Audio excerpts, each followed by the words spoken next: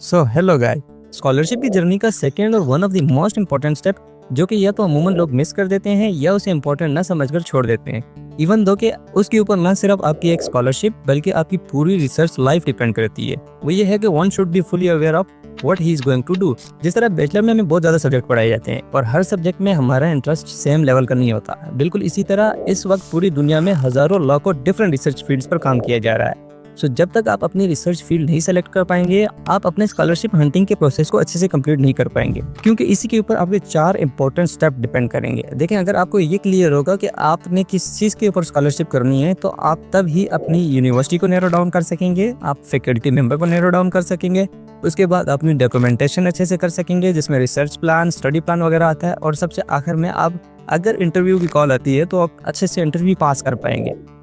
इसीलिए सबसे पहले जब आप अपनी रिसर्च जर्नी स्टार्ट करना चाह रहे हैं, उसमें आपको ये क्लियर होना चाहिए कि आपने किस चीज़ में रिसर्च करनी है, क्योंकि अगर आप बगैर इस स्टेप के स्कॉलरशिप अचीव करने में कामयाब हो भी जाते हैं तो आपको फ्यूचर में बहुत ज़्यादा हर्डल्स फेस करनी पड़ सकती हैं। कि इसका सबसे बेहतरीन तरीका यह है कि सबसे पहले आप अपने इंटरेस्टिंग सब्जेक्ट को नैरो डाउन करें और उसके अंदर इंटरेस्टिंग फील्ड को नैरो डाउन करें और इससे रिलेटेड 2 से 3 लेटेस्ट कुछ आर्टिकल्स पढ़ें ताकि आपको ये पता चले कि उस फील्ड के अंदर रिसेंट डेवलपमेंट्स क्या हो रही हैं। इसी की बेस के ऊपर आप अपनी कंप्लीट स्कॉलरशिप की जर्नी को अच्छे से फॉलो अप कर सकेंगे। इसीलिए एप्लीकेशन प्रोसेस स्टार्ट करने से पहले आपको ये तमाम चीज़ें अच्छे से क्लियर होनी चाहिए।